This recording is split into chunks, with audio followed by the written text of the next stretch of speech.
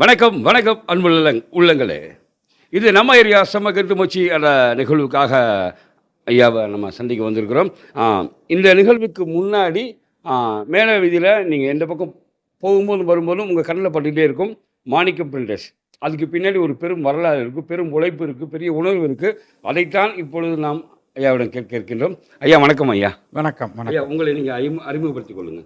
அறிமுகத்துக்கு முன்னாடி இந்த தஞ்சாவூர் அடையாளங்களை மிக அருமையாக பதிவு செய்து கொண்டிருக்கின்ற அஸ்வின் ஆனந்த் அவர்களை நான் தஞ்சாவூர் பொதுமக்கள் சார்பாகவும், தஞ்சாவூர் அடையாளங்களின் சார்பாகவும் வாழ்த்தி பாராட்டுகின்றேன். நான் வந்து தஞ்சாவூரில் 1976ஆம் ஆண்டு முதல் இங்கே இருந்துக்கிட்டு இருக்கேன். என்னுடைய தந்தையார் பெயர் புலவர் மோ. பழனி மாணிக்கம். என்னுடைய பெயர் பழ. மாரவர்மன். நான் இந்த மாணிக்க மச்சகத்தை 44 ஆண்டுகளாக நிர்வகித்து வருகின்றோம். 2005 தஞ்சையிலிருந்து காரைக்கால் வரை டிஜிட்டல் பிரிண்டிங்கை அறிமுகப்படுத்திய நிறுவனம் மாணிக்கம் பிரிண்டர்ஸ். மாணிக்கம் பிரிண்டர்ஸ் டிஜிட்டல் பிரிண்டிங்கில் எல்லாருமே சொல்லுவாங்க ஒரு கோலோச்சிய ஒரு நிறுவனம் என்று எல்லோருமே பதிவு செய்வார்கள். அந்த வகையில் நாங்கள் டிஜிட்டல் பிரிண்டிங்கை இந்த பகுதியிலே பழைய தஞ்சை ஒருங்கிணைந்த தஞ்சை மாவட்டத்திலே அறிமுகப்படுத்திய பெருமை மாணிக்கம் பிரிண்டர்ஸுக்கு சாரும். அதன் மூலம் தஞ்சாவூருக்கு ஒரு அடையாளமாக மாணிக்கம் பிரிண்டர்ஸ் இருந்து வருகின்றது. 1981 ஜூன் 10 எங்களுடைய நிறுவனம் சக்காநாயக்கன் தெருவில் தொடங்கி, அடுத்து எல்லையம்மன் கோயில் தெருவில் உள்ள சட்டையப்பா வாத்தியாரில் தொடர்ந்து, அதன் பிறகு தஞ்சையில் உள்ள தென்கீழ் அலங்கத்தில் இருந்து இப்பொழுது மேலவீதிக்கு ஒரு கார்ப்பரேட் நிறுவனம் போன்று எல்லா விதமான அச்சுத்துறையில் என்னென்ன செய்ய முடியுமோ அத்தனையும் ஒரே இடத்தில், அனைத்து பிரிண்டிங்களும் ஒரே இடத்தில் என்று சொல்லலாம். ஆங்கிலத்திலே all printing under one solution, one roof என்று சொல்லலாம். அது போன்ற நாங்கள் மிகச்சிறப்பாக இந்த நிறுவனத்தை நடத்தி கொண்டிருக்கின்றோம். கேட்கணும் ஐயா சொல்லிட்டீங்க, இவங்களை பற்றி கொஞ்சம் சொன்னால் நல்லா இருக்கும். எனக்கு வாழ்நாளில் பல வழிகாட்டிகள் இருக்கின்றார்கள். அதில் அச்சுத்துறையிலே தொழில்துறையில், குறிப்பாக தொழில்துறையில் வருவதற்கு காரணமாக இருந்தவர் இந்த பகுதியிலே செட்டியார் என்றால் எல்லோருமே அறிந்தவர் லட்சுமி சீவலினுடைய உரிமையாளர் பாரிவேல் சுப்பிரமணியம் செட்டியார். அவர்தான் என்னுடைய வாழ்க்கையிலே மிகச்சிறந்த ஒளியை ஏற்றியவர். அவரால் தான் இந்த அச்சுக்கூடம் தொடங்கப்பட்டது. இந்த அச்சுக்கூடத்தை, பிரிண்டிங் ப்ரெஸ்ஸை இந்த பகுதியிலேயே உலகத்திலேயே மிகவும் மதிக்கக்கூடிய கல்வி காவலர் என்று பாராட்டப்பட்ட வணங்கத்தக்க திரு துளசியா வாண்டையார் அவர்கள் திறந்து வைத்தார்கள். அந்த நிகழ்ச்சியிலே சுப்பிரமணியம் செட்டியாரும், அன்றைய பெரும்புலவர் ஏகாம்பர நாட்டாரும் மற்றும் பலர் இந்த நிகழ்ச்சியில் கலந்து கொண்டு தொடக்க விழாவில் 1981ஆம் ஆண்டு ஜூன் 10 தொடங்கியது. இன்று மாணிக்க மச்சகம் சிறப்பாக நடைபெறுகின்றது என்றால் அதற்கு காரணம் என்னுடைய ஒழுக்கமும் அறநெறியில் வாழக்கூடிய தன்மையும் தான் ஆகும்.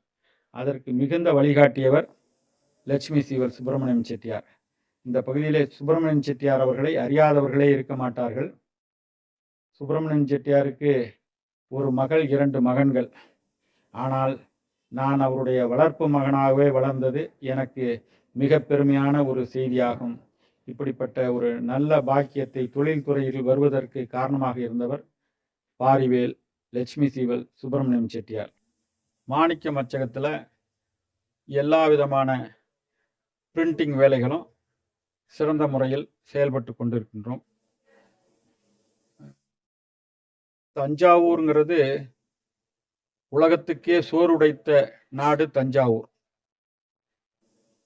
தென்னிந்தியாவினுடைய நெற்களஞ்சியம் என்று போற்றப்பட்ட ஒரு பெரும் பழமை வாய்ந்த ஒரு பகுதி. தஞ்சாவூரை சோழன் மாமன்னன் ராஜராஜன் ஆண்டார். அதன் பிறகு நாயக்கர்கள் ஆண்டார்கள். அதன் பிறகு மராட்டிய மன்னர்கள் ஆண்டார்கள். எவ்வளவோ பெருமைகள் இருந்தாலும் தஞ்சாவூருக்கு பெருமை சேர்ப்பது தஞ்சை பெரிய கோயில். தஞ்சை பெரிய கோயிலை அறியாதவர்கள் யாரும் இருக்க முடியாது. 1000 ஆண்டுகள் பழமை வாய்ந்த ஒரு அருமையான கோயில். இந்த கோயில் உலக அதிசயங்களில் ஒன்றாகவே இருந்திருக்க வேண்டும். கண்டிப்பாக இப்பொழுது எல்லோருமே அதை உணரத் தொடங்கியிருக்கின்றார்கள்.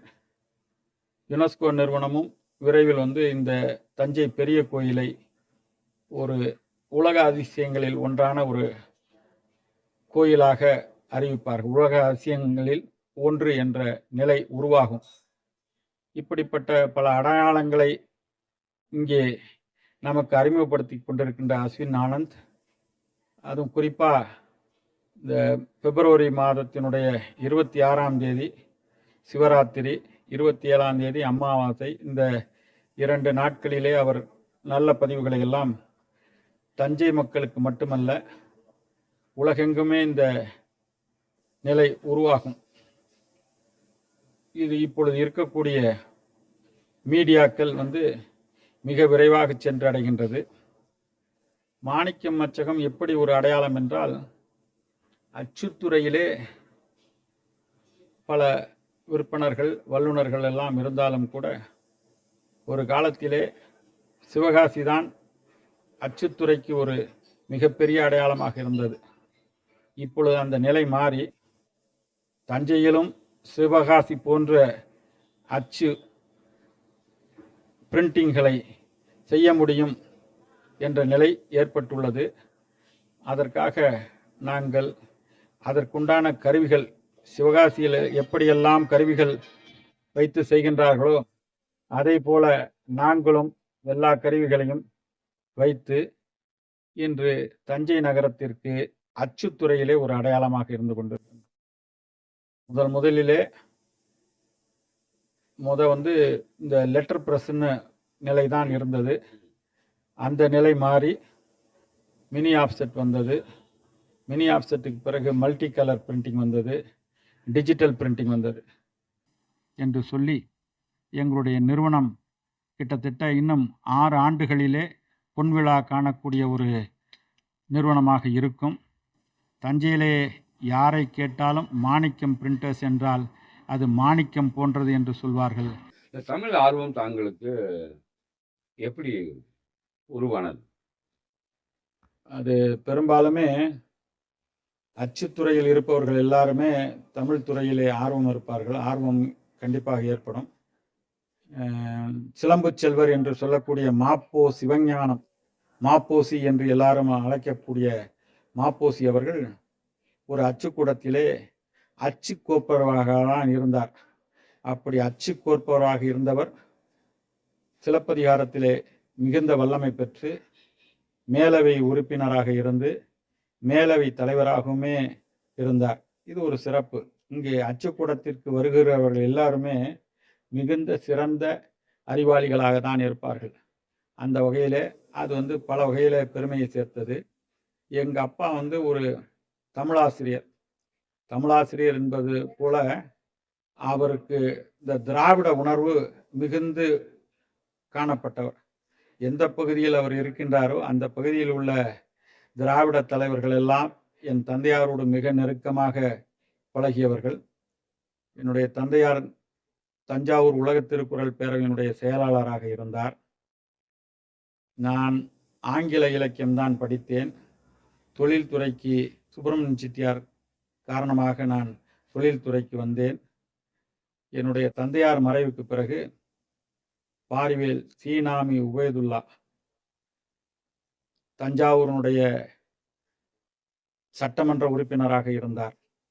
பல ஆண்டுகள் சட்டமன்ற உறுப்பினராக இருந்ததோடு மட்டுமல்லாமல் அவர் சிறந்த அரசியல்வாதியாக இருந்து அவர் வணிக வரித்துறை அமைச்சராகவும் இருந்தார். எல்லாவற்றுக்கும் மேலாக அவர் இலக்கிய காவலர் என்றும் எல்லா இலக்கிய அமைப்புகளையும் ஒருங்கிணைத்து செயல்பட்டவர். என்னுடைய தந்தையாரும் திரு சீனாமி உபயதுல்லா அவர்களும் மிக நெருங்கிய நண்பர்கள். என்னுடைய தந்தையார் 2005 மறைந்த பொழுது உலகத் திருக்குறள் பேரவையை என்னை வைத்து நடத்த வேண்டும் என்று விரும்பி அதனுடைய பொறுப்பாளர்களை எல்லாம் அழைத்து என்னை அணுகச் சொல்லி இந்த பொறுப்பை எடுத்துக்கொள்ள வேண்டும் என்று கேட்டுக்கொண்டார்கள். நான் அந்த பொறுப்பு எனக்கு சரிவராது என்று கருதி, தொழில்துறையில் இருந்த பொழுது சரிவராது என்று கருதிய பொழுது, நீங்கள் கட்டாயமாக அதை எடுத்துக்கொள்ள வேண்டும், அதை எடுத்துக்கொண்டு சிறப்பாக செயல்படுத்த வேண்டும் என்று கேட்டுக்கொண்டார்கள். அவருடைய அன்பான வேண்டுகோளை ஏற்று அந்த பொறுப்பை எடுத்துக்கொண்டு, அந்த பொறுப்பை எடுத்துக்கொண்டதோடு மட்டுமல்லாமல் அதை செவ்வனைய செய்து இன்று உலக அரங்கில் உலகத் திருக்குறள் பேரவை மிக முக்கியமான ஒரு அமைப்பாக, தஞ்சாவூர் உலகத் திருக்குறள் பேரவையும் ஒரு அடையாளம் என்று சொல்கின்றேன். உலக அரங்கத்திலே இன்று மிக முக்கியமான அமைப்புகளில் ஒன்று தஞ்சாவூர் உலகத் திருக்குறள் பேரவை. அப்படிதான் இந்த ஆர்வம் வந்தது. எடுத்த பொறுப்பை அண்ணா அவர்கள் சொல்வார்கள், எந்த பொறுப்பை எடுத்துக்கொண்டாலும் அந்த பொறுப்பிலே நாம் தோய்ந்து நாம் செயல்பட வேண்டும் என்பது. அதே போல நம்முடைய முன்னாள் முதல்வர் டாக்டர் கலைஞர் அவர்களும் அதே எண்ணம் கொண்டவர். திருக்குறள் மீது மிகுந்த அளவற்ற அன்பு கொண்டவர், காதல் கொண்டவர். அதனுடைய அடிப்படை தான் சென்னையிலே வள்ளுவர் கோட்டம், குமரியிலே முக்கடல் கூடக்கூடிய இடத்திலே 133 அடி உயரத்திலே ஐயன் திருவள்ளுவர் சிலையை நிறுவினார்கள். இப்படி பல கருத்துக்களை சொல்லலாம். அதே போல நான் எடுத்துக்கொண்ட இந்த அமைப்பில் நானும் நன்றாக செயல்பட வேண்டும் என்று கருதி தமிழை நன்கு படித்தேன். அதற்கு உற்ற துணையாக இருந்தவர்கள் பலர்.